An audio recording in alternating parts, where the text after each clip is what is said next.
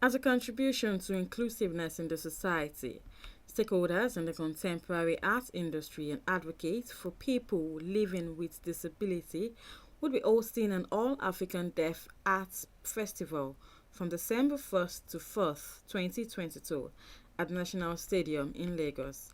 This was disclosed during a press conference where the purpose of the event were highlighted. In his speech, the coordinator, Samuel Femi, says the art festival aims to promote an inclusive society for the deaf and also showcase the best aspects of the life of the deaf in cultural art forms such as dance, choreography, drama, amongst others. Art Festival is purposive and event filled on a mission to break the bias on deaf and disability. It's on a mission to break the bias on deaf and disability-based stereotypes, increase confidence among deaf individuals, showcase deaf talents in creative sports, deaf arts, culture by bringing together at least 500 deaf and 500 hearing persons from different parts of Africa to showcase the best aspects of the life of the deaf in cultural art form. Performances in various art forms ranging from dancing and choreography, sign language, bass song, drama, shadow play, juggling, and many more showcase the abilities inherent in the deaf. Every aspect of the events will have deaf culture inbuilt. Sign language usage, signs, board telling, storytelling, the history and heritage of the deaf. Meanwhile, Ahere Hakwan states that it is important for the society to understand that the deaf is capable of more than expected, and also that sign language should be made necessary in every aspect of life, thereby ensuring that equity takes place amongst people. The person as somebody that cannot do anything, then the person cannot do anything. Goes the same way for teachers. Your mind has to be open to be able to take the person from point A to A point 1. How you're going to get there depends on your level of receptivity to acknowledging the person's diversity. Now, we already know that they are deafies or they are deaf, and somehow we want to get them to listen. We know they have hands or they have legs, so they can touch the deck and feel the vibration of, and then they are able to also sync somehow with the rhythm that comes out from the deck. No matter how small that Bluetooth speaker is, once you touch it, it vibrates, and that resonates with their system as well. But before even getting to that, it takes somebody who is willing to include, to be able to think about it. So perception matters, first of all. How you perceive that person. I mean, it's not even dealing with somebody who is disabled. In the classroom, there are children who do not sit down. And the person says, this child cannot sit down. It's your perception.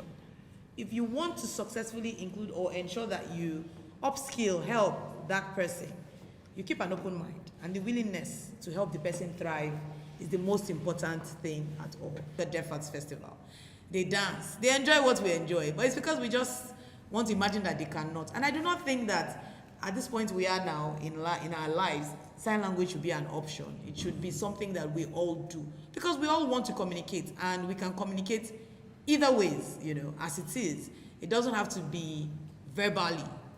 When some of us are talking, we still use our hands. So why do we think that sign language should not be a norm, so to speak? So sign language has come to stay. The deaf and deaf culture has come to stay. Also, Chinazo, while sharing her experience and challenges as a deaf person, urges people to believe in them as they can be useful to the society.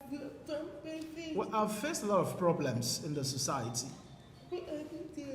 Being a deaf person, there was a time I joined a dance group, wanting to just participate because I love to dance. And they discovered my deafness and that I cannot hear the sound, but I told them actually I can feel and I can see with my eyes and be able to follow the steps and all. They just didn't listen to me. So I was so much interested that they wouldn't allow me to do it, so I had to just let go. After so many trials, they sent me off. So I was able to join a dance group, and I was able to, from the dance group for the deaf. So I'm even much more fulfilled now because I dance easily with my peers, and they don't discriminate me, but the They hear the word around, they discriminate, and it saddens. So, but I'm appreciative to God that I am in this and I'm able to show my talents, and to the hearing people that I can actually dance. And it doesn't matter if I hear the sound or not, I can actually perform even better than they can. So if it's just what I just need a modification to be able to do it. So we want people to hear this, we want people to know about this, we want the world to hear what we can actually do. People don't believe that we can do this, but we can actually do it. Deaf persons have unique linguistic communication needs and preferences.